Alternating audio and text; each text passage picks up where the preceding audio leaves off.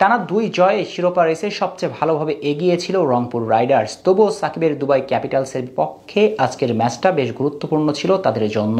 Providence পার্কে এদিন toss জিতে আগে ব্যাট করতে নামে বাংলাদেশের ফ্র্যাঞ্চাইজিটি। যদিও শুরুটা একদমই মনমতো হয়নি তাদের। ইনিংসের প্রথম ওভারে ডোমিনিক ডার্কসের শিকার হয়ে মাত্র ১ রান করে সাজঘরে ফিরেন আফগান ওপেনার ইব্রাহিম জাদরান। তবে প্রাথমিক ধাক্কা সামলে দারুণ ব্যাট করতে থাকেন সৌম্য সরকার এবং কাইল মায়ার্স। দুজন মিলে কাউন্টার অ্যাটাক করার চেষ্টা করেন দুবাই বোলারদের বিপক্ষে। ২ ছক্কা সহ ৩ বাউন্ডারি মেরে ভালো কিছুর ইঙ্গিত দিলেও ইনিংস বড় করতে পারেননি টুর্নামেন্টের সবচেয়ে রান সংগ্রাহক কাইল মায়ার্স। ১১ বলে ১৯ রান করে তিনি ফিরেন রোহান মোস্তাফার বলে। পাওয়ার প্লেতে রংপুরের স্কোর বোর্ডে জমা পড়ে ২ উইকেটের বিনিময়ে ৪৯ রান। এদিন টপ অর্ডারে ব্যাট করতে সুযোগ পেয়েছিলেন তরুণ পাওয়ার হিটার মাহিদুল ইসলাম অঙ্কন, কিন্তু নিজেকে প্রমাণ করতে পারেননি তিনি। ১৫ বল থেকে করেন মাত্র ১১ রান। এদিন এক প্রান্তে আগলে রেখে ২৮ বলে ৩৬ রান করা সৌম্য সরকার ফিরেন সাকিবের বলে আউট হয়ে। টাইগার অলরাউন্ডার বল করতে এসে নিজের প্রথম ওভারে দেন মাত্র ২ রান, আর দ্বিতীয় ওভারে সৌম্যকে আউট করে দিয়ে যান আরও ৮ রান।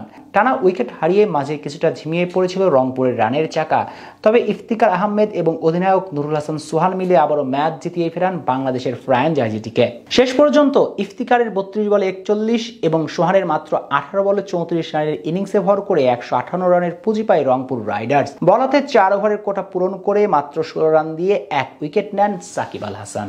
জবাব দিতে নেমে প্রথমে সুবিধা করতে পারেনি দুবাই ক্যাপিটালস। ইনিংসের প্রথম ওভারে কাইল মায়ার্সের এক্সট্রা স্ট্রোয়িং করা ডেলিভারি বুঝতে না পারে ডিরেক্ট বোল্ড হয়ে সাজ করে ফিরেন ওপেনার কাদিম অ্যালেন। পরের ওভারে প্রতিপক্ষ শিবিরে আঘাত হানেন ইফতিকার আহমেদ। এই অফ স্পিনারের বলে বোল্ড হন দুবাইয়ের অধিনায়ক গুলবাদিন নায়েব। পরপর ২ উইকেট হারানোর ধাক্কা সামলে রান গতি বাড়ানোর চেষ্টা করেন সিদ্দিকুল্লাহ আতাল এবং লঙ্কান বামহাতি ব্যাটার নিরসন ডিকওয়েলা, কিন্তু বেশি দূর আগাতে পারেনি তাদের জুটি। দলীয় ২৭ রানে সাইফ হাসানের বলে বোল্ড আউট হন ডিকওয়েলা। এরপর দলের হাল ধরেন সঞ্জয় কৃষ্ণমূর্তি এবং সিদ্দিকুল্লাহ আতাল।